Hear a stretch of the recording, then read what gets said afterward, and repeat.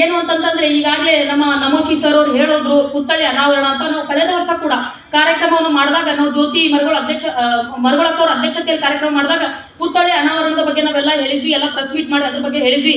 ಇಲ್ಲಿವರೆಗೂ ಕೂಡ ಜಿಲ್ಲಾಡಳಿತದಿಂದ ಯಾವುದೇ ರೀತಿಯ ಸ್ಪಂದನೆ ಬಂದಿಲ್ಲ. ಅವರು ಬದಲಾಗಿ ಹೇಳಿದ್ರು, ನೀವು ಜಾಗಗಳನ್ನು ಗುರುತು ಮಾಡಿಕೊಡಿ, ಸ್ಥಳಗಳನ್ನು ಗುರುತು ಮಾಡಿಕೊಡ್ರಿ, ನಾವು ಪುತ್ಥಳಿಗೆ ನಾವು ಅವಕಾಶ ಮಾಡಿಕೊಡ್ತೀವಿ ಅಂತ.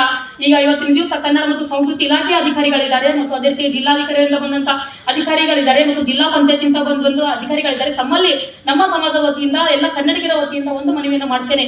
ಏನು ಅಂತಂದ್ರೆ, ತಾವೇನು ಸ್ಥಳದ ಒಂದು ಇದನ್ನು ಕೇಳಿದ್ರಿ, ಮನವಿಯನ್ನು ಮಾಡಿದ್ರಿ, ಅದರ ಪ್ರಕಾರವಾಗಿ ನಾವು 3 ಸ್ಥಳಗಳನ್ನು ಕಲಬುರಗಿ ನಗರದಲ್ಲಿ ಹುಡುಕಾಡಿಗೆ ಆಲ್ರೆಡಿ ಇಟ್ಟಿದ್ದೀವಿ. ಏನು ಅಂತಂದ್ರೆ ಉದ್ನೂರು ಕ್ರಾಸ್ ಆಗಿರ್ಬೋದು, ನಾಗನಹಳ್ಳಿ ಕ್ರಾಸ್ ಆಗಿರ್ಬೋದು, ಮತ್ತು ಈಗಿರುವಂತಹ ಖರ್ಗೆ ಸರ್ಕಲ್ ಅಂತ ನಾವೇನ್ ಕರಿತೀವಿ, ಈಗ ಅದನ್ನ ನವೀಕರಣಗೊಂಡು ಬಿಲ್ಗುಂದಿ ಸರ್ಕಲ್ ಅಂತ ಮಾಡಿದ್ದಾರೆ. ಆ ಒಂದು ಸರ್ಕಲ್ ನಲ್ಲಿ ಪುತ್ಥಳಿ ಪುತ್ಥಳಿ ವಿಚಾರವನ್ನು ಮಾಡಬೇಕು. ಮತ್ತು ಜ್ಯೋತಿ ಮರಗೊಳಕ್ಕ ಅವ್ರು ಹೇಳ್ತಾರೆ, ಯಾಕಂದ್ರೆ ಅವರು ಆ ಕ್ಷೇತ್ರ ಅದೇ ಒಂದು ಕ್ಷೇತ್ರಕ್ಕೆ ಸಂಬಂಧಪಟ್ಟವ್ರು ಆಗಿರುವಂತ ಅಫ್ಜಲ್ಪುರ್ ಏನು ನಾವು ಸರ್ಕಲ್ ಅಂತ ಕರಿತೀವಿ ಈಗ ಹೈಕೋರ್ಟ್ ಹತ್ರ, ಅಲ್ಲಿಯೂ ಕೂಡ ಅದಕ್ಕೆ ಜಾಗ ಇದೆ, ಸ್ಥಳ ಇದೆ, ಅದಕ್ಕೆ ಅವಕಾಶ ಕೊಡ್ಬೇಕಂತ ಕೇಳ್ತಾ ಇದ್ದಾರೆ. ದಯವಿಟ್ಟು ಏನು ಪುತ್ಥಳಿಗೆ ಒಂದು ಅವಕಾಶವನ್ನು ಮಾಡಿಕೊಡ್ಬೇಕು. ನಾವು ಹುಬ್ಬಳ್ಳಿ ಬೆಳಗಾವಿ ಸೈಡ್ ಎಲ್ಲ ಹೋದಾಗೆಲ್ಲ ನಮಗೆ ಚೆನ್ನಮ್ಮನವರ ಪುತ್ಥಳಿಗಳು ಕಾಮನ್ ಆಗಿ ನಾವು ನೋಡ್ತಾ ಇರ್ತೀವಿ. ನಮ್ಮ ಭಾಗದಲ್ಲಿಯೂ ಕೂಡ ಯಾವ ಒಂದು ಮಹಿಳೆಯರ ಪುತ್ಥಳಿಗಳನ್ನು ನೀವು ಮಾಡಿದಾಗ ಅದನ್ನ ಸಮಾಜದಲ್ಲಿ ಒಂದು ಏನಾದ್ರೂ ಬದಲಾವಣೆ ತರಲಿಕ್ಕೆ ಸಾಧ್ಯ ಆಗ್ತದೆ, ಅದನ್ನ ಪ್ರೇರಣೆಯಾಗಿ ನಾವು ನೋಡ್ಲಿಕ್ಕೆ ಸಾಧ್ಯ ಆಗ್ತದೆ. ಅದಕ್ಕೆ ಇದನ್ನ ಈ ವರ್ಷದ ಒಂದು ಏನು ಸಮಿತಿ ವತಿಯಿಂದ ಮನವಿ ಮಾಡ್ತಾ ಇದ್ದೀವಿ, ಪುತ್ಥಳಿಗೆ ತಾವು ಮನಸ್ಸನ್ನು ಮಾಡಬೇಕು. ನಾವು ಬರುವ ದಿನಗಳಲ್ಲಿ ನಮ್ಮ ಏನು ಅಖಿಲ ಭಾರತ ವೀರಶೈವ ಲಿಂಗಾಯತ ಮಹಾಸಭಾದ ಜಿಲ್ಲಾಧ್ಯಕ್ಷರಾಗಿದ್ದ ಶರಣ ಮೋದಿ ಅಣ್ಣವರ ನೇತೃತ್ವದಲ್ಲಿ ಬಂದು ತಮಗೆ ರೈಟಿಂಗ್ ನಲ್ಲಿ ಮನವಿ ಪತ್ರ ಕೊಟ್ಟು ಅದಕ್ಕೆ ಏನು ಬೇಕಾದಂತ ವ್ಯವಸ್ಥೆಯನ್ನು ತಾವು ಮಾಡ್ಕೋಬೇಕಂತೇಳಿ ನಾನು ಕೇಳಲಿಕ್ಕೆ ಇಷ್ಟಪಡ್ತೀನಿ. ಮತ್ತು ಅದೇ ರೀತಿಯಾಗಿ ಇವತ್ತೆಲ್ಲ ಕೂಡ ಇಲಾಖೆಯ ಬಗ್ಗೆನೇ ಮಾತಾಡಬೇಕಾದಂತ ಪರಿಸ್ಥಿತಿ ಬಂದದ. ಯಾಕಂದ್ರ ನಾನು ಏನು ಇಲಾಖೆಯ ಒಂದು ದೌರ್ಬಲ್ಯದ ಒಂದು ಕೆಲಸಗಳು ಇಲ್ಲಿ ಎದ್ದಿ ಕಾಣ್ಲಿಕ್ಕತ್ತವ. ಏನು ಕಿತ್ತೂರು ರಾಣಿ ಚೆನ್ನಮ್ಮನವರ ಪ್ರಶಸ್ತಿಯನ್ನು ರಾಜ್ಯ ಮಟ್ಟದಲ್ಲಿ ತಾವು ಘೋಷಣೆ ಮಾಡಬೇಕು. ಪ್ರಸ್ತುತ ಸರ್ಕಾರದಿಂದ ತಾವು ಘೋಷಣೆ ಮಾಡಬೇಕು. ಯಾವೆಲ್ಲ ಮಹಿಳೆಯರು ಸಾಧನೆಯನ್ನು ಮಾಡ್ತಾ ಇದ್ದಾರೆ, ಏನು ಸಮಾಜಕ್ಕೆ ಕೊಡುಗೆಯನ್ನು ಕೊಡ್ತಾ ಇದ್ದಾರೆ, ಅಂತ ಮಹಿಳೆಯರಿಗೆ ಗುರುತಿಸಿ ಒಬ್ಬರಿಗೋ ಇಬ್ಬರಿಗೋ 5 ಜನರಿಗೆ ಕಡೆಗೆ 5 ಜನರಿಗಾದ್ರೂ ಆ ಪ್ರಶಸ್ತಿಯನ್ನು ಘೋಷಣೆ ಮಾಡುವಂತ ಕೆಲಸ ತಾವು ಮಾಡಬೇಕು. ಯಾಕಂತಂದ್ರೆ ನಾವೆಲ್ಲ ಸೇರ್ಕೊಂಡು ಇಷ್ಟೆಲ್ಲ ಏನೋ ಎಫರ್ಟ್ ಹಾಕಿ ಶ್ರಮ ಹಾಕಿ ನಾವೆಲ್ಲ ಇದನ್ನ ಮಾಡ್ತಾ ಇದ್ದೀವಿ, ಏನೋ ಒಂದು ಕಾರ್ಯಕ್ರಮವನ್ನು ನಿಗದಿ ಮಾಡ್ತಾ ಇದ್ದೀವಿ, ಹೆಣ್ಣುಮಕ್ಕಳನ್ನು ಸೇರಿಸ್ತಾ ಇದ್ದೀವಿ ಪ್ರೇರಣೆ ಆಗ್ಲಿ ಅಂತೇಳಿ. ನೀವು ಒಂದು ರಾಜ್ಯ ಮಟ್ಟದ ಒಂದು ಪ್ರಶಸ್ತಿ ಕೊಟ್ಟಾಗ ಆ ಕಿತ್ತೂರು ರಾಣಿ ಚೆನ್ನಮ್ಮಳ ಒಂದು ಈ ಒಂದು ಜಯಂತ್ಯೋತ್ಸವಕ್ಕೆ ಒಂದು ಅರ್ಥ ಬರ್ತದಂತ ನನಗನ್ನಿಸ್ತದ. ಇದನ್ನು ಕೂಡ ಇವತ್ತು ಮನವಿ ಮಾಡ್ತಾ ಇದ್ದೀವಿ. ಅದೇ ರೀತಿಯಾಗಿ ಏನು ನಮ್ಮ ಸಮಾಜದ SL ಪಾಟೀಲ್ ಸರ್ ಅವರು ಕೂಡ ನಿನ್ನೆ ನಮ್ಮ ಪೂರ್ವಭಾವಿ ಸಭೆಯಲ್ಲಿ ಹೇಳ್ತಾರೆ, ಅಮ್ಮ ಕಿತ್ತೂರು ರಾಣಿ ಚೆನ್ನಮ್ಮ ಅವರು ಸರ್ಕಾರದವರಿಗೆ ಏನಾದ್ರೂ ಮಾಡ್ಲಿಕ್ಕೆ ಆಗಿಲ್ಲ, ಜಿಲ್ಲಾಧಿಕಾರಿಗಳವರಿಗೆ ಮಾಡ್ಲಿಕ್ಕೆ ಆಗಿಲ್ಲ ಅಂದ್ರೆ ಸ್ವಂತ ನನ್ನ ಖರ್ಚಿನಿಂದ ನನ್ನ ಕುಟುಂಬದ ವತಿಯಿಂದ ಪ್ರತಿ ವರ್ಷ 2 ಮಹಿಳೆಯರಿಗೆ ನಾನು ಸಮಾಜದಲ್ಲಿ ಕೆಲಸ ಮಾಡುವಂತಗೆ ಏನು ಕಿತ್ತೂರು ರಾಣಿ ಚೆನ್ನಮ್ಮ ಪ್ರಶಸ್ತಿಯನ್ನು ಕೊಡ್ತೀನಿ ಅಂತೇಳಿ ನಮ್ಮ ಹಿರಿಯರಾಗಿರುವಂತ SL ಪಾಟೀಲ್ ಅಂತವ್ರು ಹೇಳ್ತಾರೆ. ಇದನ್ನು ನೋಡುವ ಕಲಿಬೇಕಾಗಿದೆ ಜೀವನದಲ್ಲಿ. ಯಾಕಂದ್ರೆ ನಮ್ಮ ಸಮಾಜ ವತಿಯಿಂದ ಮುಂದಾಗ್ಲಿಕ್ಕತ್ತದ. ಅದಕ್ಕೆ ನೀವು ಇಲಾಖೆಯವರು ಸಪೋರ್ಟ್ ಮಾಡಿದಾಗ ನಾವು ಏನು ಪ್ರಶಸ್ತಿಗಳನ್ನು ಘೋಷಣೆ ಮಾಡಿ ಒಳ್ಳೊಳ್ಳೆ ಸಾಧಕರು ನಮ್ಮ ಸಮಾಜದಲ್ಲಿ ಇದ್ದಾರೆ, ಅವರಿಗೆ ಗುರುತಿಸುವಂತ ಕೆಲಸ ಕೂಡ ಇದು ಆಗ್ಬೇಕು. ಏನು ಇವತ್ತು ವೇದಿಕೆ ಮೇಲೆ ಉಪಸ್ಥಿತರಿರುವಂತಹ ಪಂಪಣ್ಣ ಸರ್ ಅವರಿಗೆ ನಾನು ಮನವಿಯನ್ನು ಮಾಡ್ತೇನೆ, ದಯವಿಟ್ಟು ಇದು ಜಿಲ್ಲಾಧಿಕಾರಿಗಳ ಗಮನಕ್ಕೆ ತಾವು ತೆಗೆದುಕೊಂಡು ಬರ್ಬೇಕಂತೇಳಿ ಕೇಳ್ತಾ ಇದ್ದೀನಿ. ಮತ್ತು ಅದೇ ರೀತಿಯಾಗಿ ನಾವು ಬಹಳಷ್ಟು ಶಾಲಾ ಕಾಲೇಜುಗಳಲ್ಲಿ ವಿವಿಧ ಸ್ಪರ್ಧೆಗಳನ್ನು ಏರ್ಪಡಿಸಿದ್ವಿ. ಭಾಷಣ ಸ್ಪರ್ಧೆ ಆಗಿರ್ಬೋದು, ಕವಿಗೋಷ್ಠಿ ಆಗಿರ್ಬೋದು, ಪ್ರಬಂಧ ಸ್ಪರ್ಧೆ ಆಗಿರ್ಬೋದು, ವೇಷಭೂಷಣ ಸ್ಪರ್ಧೆ ಆಗಿರ್ಬೋದು, ಎಲ್ಲ ಒಂದು ಏರ್ಪಡಿಸಿರುವಂತ ಉದ್ದೇಶ ಏನು ಅಂತಂದ್ರೆ ಮಕ್ಕಳಿಗೆ ಪ್ರೇರಣೆ ಆಗಲಿ. ಇವತ್ತು ಮೇಡಮ್ ಅವ್ರು ಹೇಳಿದ್ರು, ಮುಂದಿನ ಒಂದು ದಿನಗಳಲ್ಲಿ 10 ವರ್ಷ ಬಿಟ್ಟು ಯಾರು ಕಿತ್ತೂರು ರಾಣಿ ಚೆನ್ನಮ್ಮ ಅಂತ ಕೇಳುವಂತ ಪರಿಸ್ಥಿತಿ ನಮಗೆ ಬರಬಾರ್ದು. ಅದಕ್ಕೋಸ್ಕರ ಮಕ್ಕಳಿಗೆ ಅವರ ಸಾಹಸದ ಬಗ್ಗೆ, ಕೊಡುಗೆ ಬಗ್ಗೆ, ಅವರ ಧೈರ್ಯದ ಬಗ್ಗೆ ಒಂದು ಪ್ರಬಂಧ ಸ್ಪರ್ಧೆಯನ್ನು ಏರ್ಪಡಿಸುವ ಮೂಲಕ ಇವತ್ತಿನ ದಿವಸ ಅವರಿಗೆ ಮೊದಲ, ದ್ವಿತೀಯ, ತೃತೀಯ ಅಂತ ಬಹುಮಾನಗಳನ್ನು ಕೂಡ ಈ ವೇದಿಕೆ ಮೇಲೆ ಕೊಡುವಂತ ಕೆಲಸವನ್ನು ಇವತ್ತು ನಾವು ಮಾಡ್ತಾ ಇದ್ದೀವಿ. ಜೊತೆಗೆ ಏನು ಅಂತಂತಂದ್ರೆ ಚೆನ್ನಮ್ಮನ ಆಳ್ವಿಕೆಯ ಸಂದರ್ಭದಲ್ಲಿ ಕಿತ್ತೂರು ಬಹಳ ಸಣ್ಣ ರಾಜ್ಯ ಆದ್ರೂ ಕೂಡ, ಸಾಮ್ರಾಜ್ಯ ಆದ್ರೂ ಕೂಡ ಅವಳ ಮೇಲೆ ಆಗಾಗ ಆಳ್ವಿಕೆಗಳು ನಡೀತಾ ಇರ್ತಿದ್ವು. ಏನಂತಾರೆ, ಬೇರೆ ರಾಜ್ಯದವರು ಬಂದ ಕೇಸಿಂದ ಬೇರೆ ಸಾಮ್ರಾಜ್ಯದವರು ಬಂದು ಅವ್ರ ಮೇಲೆಲ್ಲ ಒಂದು ಇದಕ್ಕೆ ಯುದ್ಧಕ್ಕೆ ಕರೀತಾ ಇರ್ತಿದ್ರು. ಆ ಒಂದು ಸಂದರ್ಭದಲ್ಲಿ ಕಿತ್ತೂರು ರಾಣಿ ಚೆನ್ನಮ್ಮ ಯಾವತ್ತೂ ಕೂಡ ಏನಂತಾರೆ ಅವಳು ಧೈರ್ಯವನ್ನು ಬಿಟ್ಟಿಲ್ಲ. ಅವಳು ಯಾವುದೂ ಕೂಡ ಯಾವುದೇ ಒಂದು ಸಂದರ್ಭದಲ್ಲಿ ಮಗ ಸತ್ರು ಕೂಡ, ಗಂಡ ಸತ್ರು ಕೂಡ ಆ ಒಂದು ಅಬಲೆಯಾಗಿ ತನ್ನ ಸಹಪಾಠಿಗಳೊಂದಿಗೆ ಸೇರ್ಕೊಂಡು ಅವಳು ಏನು ಕಿತ್ತೂರಿನ ಸಾಮ್ರಾಜ್ಯವನ್ನು ಉಳಿಸ್ಕೊಳ್ಳಿಕ್ಕೆ ಬಹಳಷ್ಟು ಪ್ರಯತ್ನವನ್ನು ಪಡ್ತಾಳೆ. ಆ ಒಂದು ಸಂದರ್ಭದಲ್ಲಿ ಕಿತ್ತೂರಿನ ಸಾಮ್ರಾಜ್ಯ ಉಳಿಸ್ಕೊಳ್ಳುವಂತ ಸಂದರ್ಭದಲ್ಲಿ ಒಬ್ಬ ಬ್ರಿಟಿಷ್ ಅಧಿಕಾರಿ ಬಂದುಬಿಟ್ಟು ಅವ್ರಿಗೆ ಏನು ಅವಾಗ ಒಂದು ಪದ್ಧತಿ ಇತ್ತು, ಕಿತ್ತೂರಿ ಅಂದ್ರೆ ಯಾವುದೇ ಒಂದು ಸಾಮ್ರಾಜ್ಯಗಳು ಯುದ್ಧವನ್ನು ಗೆದ್ದಾಗ ಅವರಿಗೆ ಒಂದು ಟ್ಯಾಕ್ಸ್ ರೂಪದಲ್ಲಿ ಕಪ್ಪವನ್ನು ಕೊಡ್ಬೇಕಂತೇಳಿ ಅವ್ರು ಹೇಳ್ತಾ ಇದ್ರು.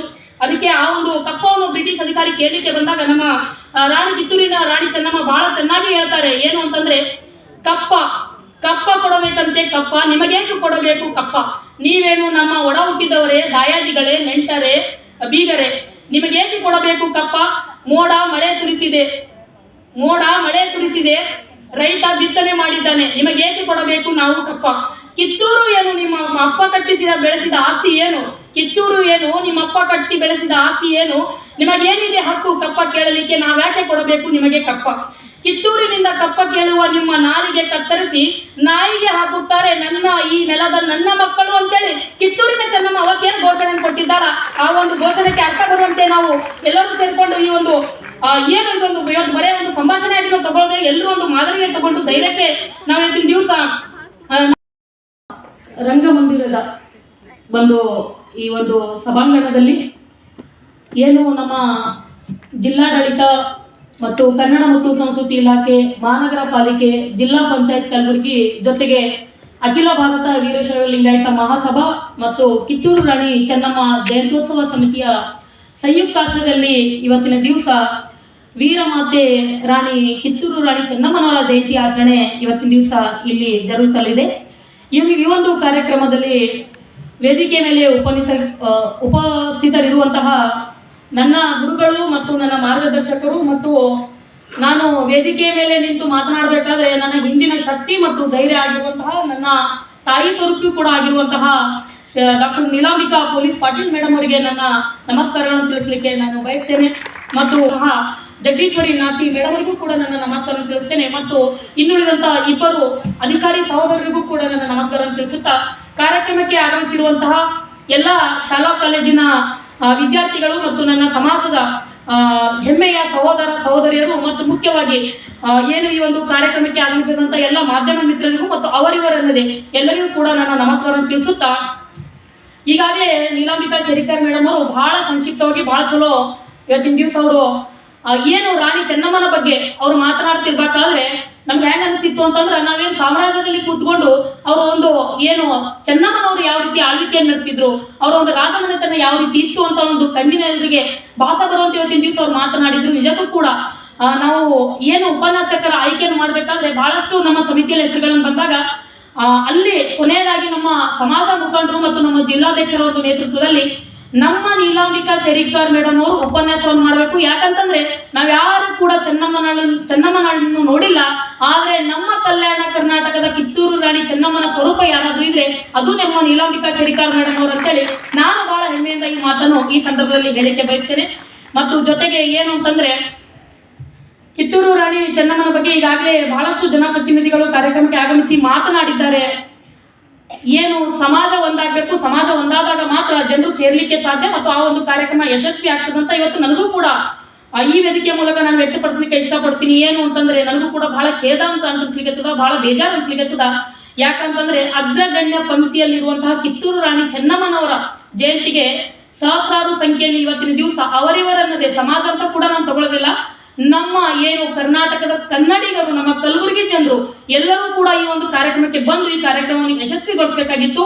ಆದ್ರೆ ನಮ್ಮಲ್ಲಿರುವಂತ ಒಂದು ಒಡೆದಾಡುವ ನೀತಿ ಆಗಿರ್ಬೋದು ಅಥವಾ ಒಂದು ಒಗ್ಗಟ್ಟಿನ ಕೊರತೆ ಆಗಿರ್ಬೋದು, ಇವೆಲ್ಲದರ ಮಧ್ಯದಲ್ಲಿ ಕಿತ್ತೂರು ರಾಣಿ ಚೆನ್ನಮ್ಮ ಇವತ್ತು ಬಹಳ ಬೇಜಾರಿನಿಂದ ಹೇಳ್ತಾ ಇದ್ದೀನಿ, ಒಂದು ಮೂಲೆ ಗುಂಪಿನಲ್ಲಿ ಸೇರುವಂತ ಒಂದು ಪಂಕ್ತಿಯಲ್ಲಿ ನಾವು ಅವರನ್ನು ಕೂಡಿಸ್ತಾ ಇದ್ದೀವಿ. ಯಾಕಂತಂದ್ರೆ ಅವಾಗಿನ ಒಂದು ಸಾಮ್ರಾಜ್ಯದಲ್ಲಿ ಕಿತ್ತೂರು ರಾಣಿ, ಈಗ ನಮಗೆ ಬಹಳಷ್ಟು ಸೌಲಭ್ಯಗಳದಾವ, ನಾವೇನೋ ಕೆಲಸಗಳನ್ನು ಮಾಡ್ತಾ ಇದೀವಿ, ಆದ್ರೆ ಅವತ್ತಿನ ಒಂದು ಸಂದರ್ಭದಲ್ಲಿ ಆ ಒಂದು ಸಾಮ್ರಾಜ್ಯದಲ್ಲಿ ಕಿತ್ತೂರು ರಾಣಿ ಚೆನ್ನಮ್ಮನಿಗೆ ಯಾವುದೇ ಒಂದು ವ್ಯವಸ್ಥಿತವಾದಂತ ಒಂದು ವ್ಯವಸ್ಥೆ ಇರಲಿಲ್ಲ. ಜೊತೆಗೆ ಒಂದು ಯಾವುದೇ ಒಂದು ಅವಳಿಗೆ ಏನಂತಾರೆ ಧೈರ್ಯ ಕೊಡುವಂತ ಒಂದು ಇದು ಇರಲಿಲ್ಲ. ಆದ್ರೂ ಕೂಡ ಅವಳು ಬ್ರಿಟಿಷರ ವಿರುದ್ಧ ಹೋರಾಡಿ, ಈಸ್ಟ್ ಇಂಡಿಯಾ ಕಂಪನಿ ವಿರುದ್ಧ ಹೋರಾಡಿ ಇವತ್ತಿನ ದಿವಸ ಏನು ಜಯಗಳಿಸುವ ಮೂಲಕ ನಮಗೆ ಸ್ವಾತಂತ್ರ್ಯವನ್ನು ತಂದುಕೊಟ್ಟು ಕರ್ನಾಟಕದ ಇವತ್ತು ಅಗ್ರಗಣ ಪಂಕ್ತಿಯಲ್ಲಿ ಕಿತ್ತೂರು ರಾಣಿ ಚೆನ್ನಮ್ಮನವರು ಇದ್ದಾರೆ.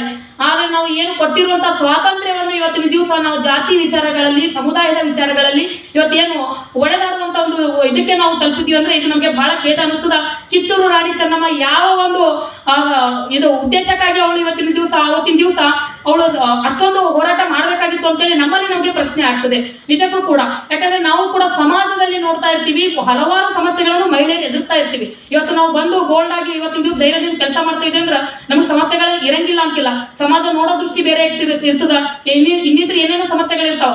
ಆದ್ರೆ ಕಿತ್ತೂರು ರಾಣಿ ಚೆನ್ನಮ್ಮಳ ಒಂದು ಧೈರ್ಯ ಸಾಹಸವನ್ನು ಒಂದು ಸಾರಿ ನಾವು ಮನದಲ್ಲಿ ನೆನೆಸ್ಕೊಂಡಾಗ ಆ ಒಂದು ಏನಂತಾರೆ ಒಳಗಿನಿಂದ ಒಂದು ಆತ್ಮಸ್ಥೈರ್ಯ ನಮ್ಮಲ್ಲಿ ಹೆಚ್ಚಿಗೆ ಆಗ್ತದ. ನಾವು ಏನಾದ್ರೂ ಕೆಲಸ ಮಾಡ್ಬೇಕಂತೇಳಿ ನಮ್ಗೆ ಅನ್ನಿಸ್ತದ. ಅದಕ್ಕೆ ನಾನು ಎಲ್ಲ ಇವತ್ತು ಬಂದಿರುವಂತ ವಿದ್ಯಾರ್ಥಿಗಳಿಗೆ ನಾನು ಮನವಿಯನ್ನು ಮಾಡ್ತೇನೆ, ನಾವು ರೋಲ್ ಮಾಡೆಲ್ ಆಗಿ ಯಾವ್ಯಾವ ಸಿನಿಮಾ ನಟರಾಗಿರ್ಲಿ, ರಾಜಕಾರಣಿಗಳನ್ನು ಮಾಡೋದು ಬೇಕಾಗಿಲ್ಲ. ಏನು ನಮ್ಮ ಕರ್ನಾಟಕದಲ್ಲಿ ಏನು ಸಾಮ್ರಾಜ್ಯವನ್ನು ಕಟ್ಟಿ ಬೆಳೆಸಿದಂತಹ ನಮ್ಮ ಕಿತ್ತೂರು ರಾಣಿ ಚೆನ್ನಮ್ಮಳೆ ನಮಗೂ ನಿಮಗೂ ಎಲ್ರಿಗೂ ಕೂಡ ಒಂದು ಮಾದರಿ ವ್ಯಕ್ತಿ, ಒಂದು ಮಾದರಿ ಮಹಿಳೆ ಅಂತ ಹೇಳಿಕೆ ನಾನು ಬಯಸ್ತೇನೆ.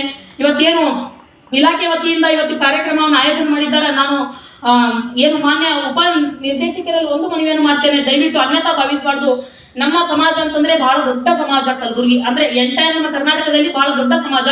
ಆದ್ರೆ ನಮ್ಮ ಸಮಾಜದ ಒಂದು ಏನಿವತ್ತು ಈ ಕಾರ್ಯಕ್ರಮಕ್ಕೆ ಇವತ್ತು ಬರೇ ಸಮಿತಿ ವತಿಯಿಂದ ನಮ್ಮ ಅಖಿಲ ಭಾರತ ವಿಶ್ವಲಿಂಗಾಯತ ಮಹಾಸಭಾ ಅಥವಾ ಜಯಂತ್ಯೋತ್ಸವ ಸಮಿತಿಯಿಂದ ನಾವು ಜನರನ್ನು ಸೇರಿಸುವಂತ ಕಾರ್ಯಕ್ರಮಗಳು ಆಗ್ಬಾರ್ದು, ಕಾರ್ಯಗಳಾಗಬಾರ್ದು.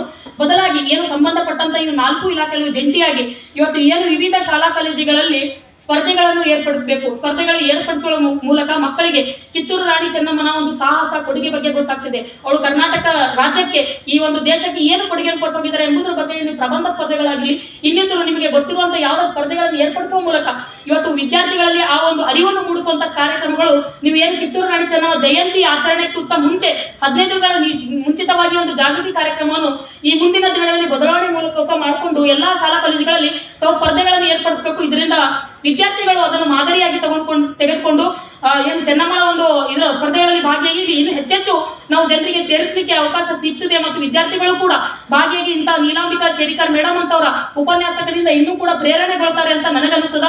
ಅದಕ್ಕೆ ಇಲಾಖೆಯವರಿಗೆ ಮತ್ತೊಮ್ಮೆ ಮನವಿ ಮಾಡ್ತೇನೆ, ಕೆಲವೊಂದು ಬದಲಾವಣೆಗಳು ಜಯಂತಿ ಸಂದರ್ಭದಲ್ಲಿ ತಾವು ಮಾಡ್ಕೊಳ್ಬೇಕಂತೇಳಿ ನಾನು ಕೇಳಿಕೆ ಇಷ್ಟಪಡ್ತೀನಿ.